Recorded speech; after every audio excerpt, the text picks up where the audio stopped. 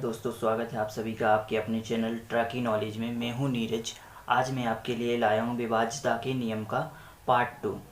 हमने पार्ट 1 में सीखा हुआ था कि 2 से विभाज्यता और 3 से और 5 से 2, 3, 5 का नियम सीखा हुआ था। आज हम विभाज्यता के पार्ट में 4, 6, 8 की संख्या को देखकर हम किस प्रकार जान सकते हैं कि यह संख्या किस संख्या से विभाजित होगी।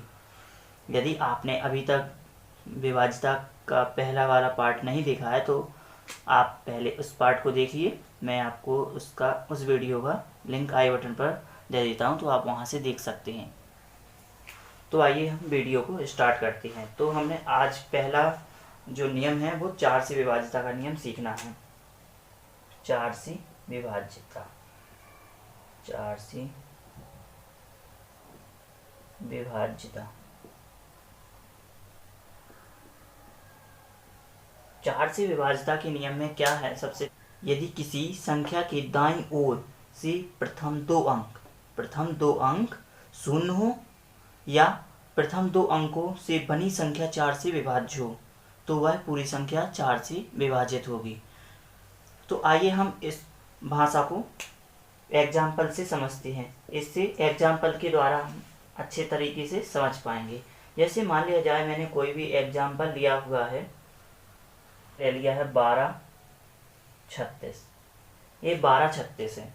अब 1236 में आप चेक कीजिए, इसके लास्ट के 2 अंक चेक करना है हमें। लास्ट के 2 अंक क्या है? 3 और 6। 1236 में 2 अंक लास्ट के हैं, तो 2 लास्ट ये क्या है? 4 से विभाज्य है। 4 के टेबल में आता है 4 नाम 36। इसका मतलब ये पूरी संख्या क्या होगी? ये पूरी संख्या यानी 1236 क्या होगी? 4 से विभाजित होगी। 4 से क्या होगी? विभाजित होगी।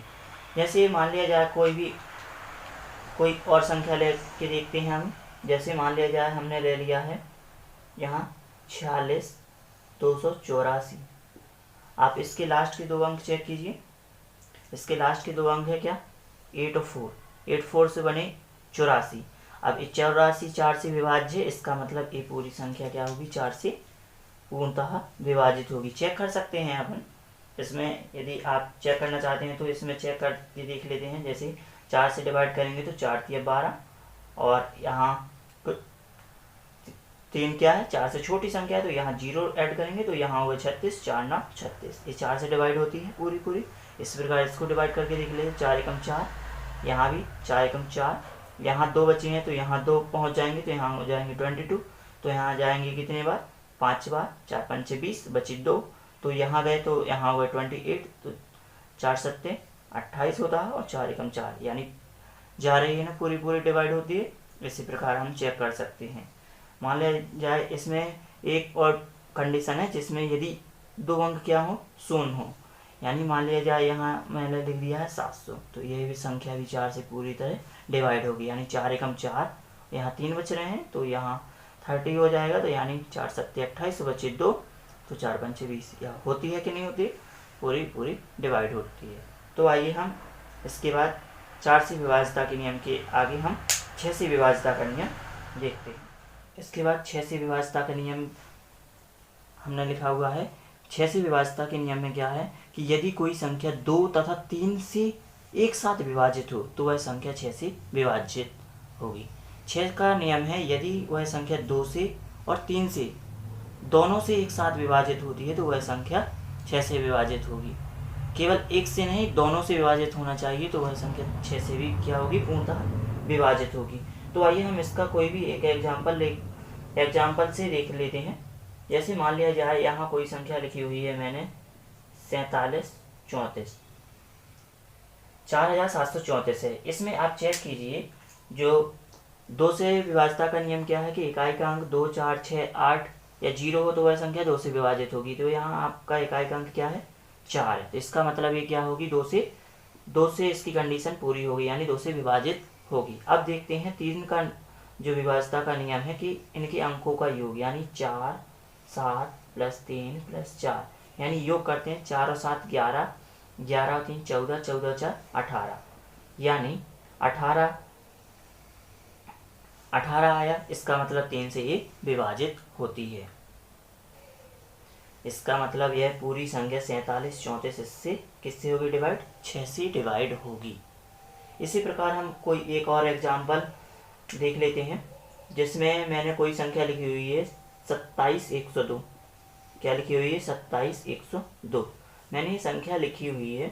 इसमें आप चेक करेंगे तो इकाई का अंक क्या लिखा हुआ है यहाँ? 2। इसका मतलब ये 2 से तो क्या होगी? विभाजित होगी। हमें 3 से चेक करना है, तो 3 से चेक करने का नियम क्या है? सभी अंकों को ऐड कर लेते हैं।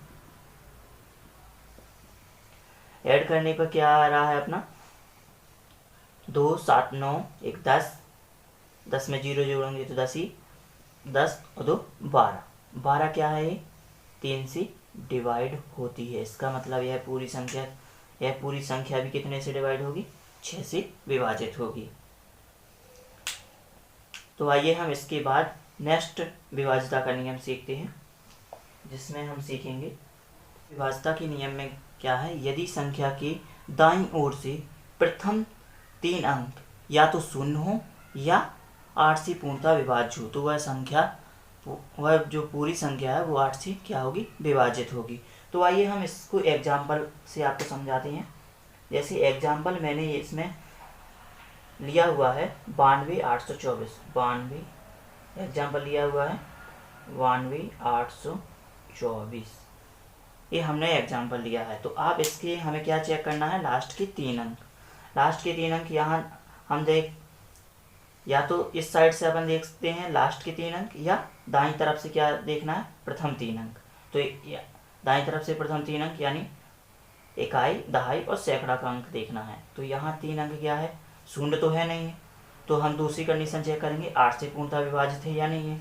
इनको 824 को 8 से विभाजित करके देख लेते हैं। 8 एकम 8 और 0, 8 के 24 यानी ये 3 अंक 8 से विभाज्य। इसका मतलब ये पूरी संख्या भी 8 से क्या होगी? विभाज्य होगी। हमें चेक नहीं करना है डायरेक्ट। अगर यदि आपका कोई भी क्वेश्चन आता है कंपटीशन एग्जाम में, तो आप इसको डायरेक्ट ही आपके क्वेश्चन आते हैं कि ये 8 से विभाज्य होगी या नहीं, निम्न में से कौन सी संख्या 8 से विभाज्य है या नहीं है। तो आप इसमें डायरेक्ट क्या कर सकते हैं? इसमें टिक कर सकते हैं कि ये 8 से विभाज्य होगी या नहीं होगी। तो आप लास्ट के 3 अंक चेक करना है, तो आप इससे चाहे कितनी भी बड़ी संख्या हो वो आप हल कर सकते हैं। इसी प्रकार हमने एक और एग्जाम्पल लिया हुआ है, जिसमें हम एग्जाम्पल में 3 जीरो लेते हैं। इसमें जैसे मान लिया जाए मैंने यहाँ 8,000 लिया हुआ है, तो आप इसके लास्ट के 3, हमें यहाँ से चेक नहीं करना है, हमें यहाँ लास्ट के 3 अंक यानी इकाई, दहाई और सैकड़ा के 3 अंक चेक करना है। तो यहाँ क्या है? 3 जगह 0। इसका मतलब ये 8 से क्या होगी? डिवाइड होगी। यदि आपने अभी तक मेरे चैनल ट्रैकिंग नॉलेज को सब्सक्राइब नहीं किया है तो सब्सक्राइब करें, साथ में बेल आइकन को प्रेस करें, ताकि जब भी मैं आपको वीडियो अपलोड करता हूं तो आपको सबसे पहले नोटिफिकेशन प्राप्त हो सके, और अपने साथ ही दोस्तों के साथ शेयर भी करें। Thank you.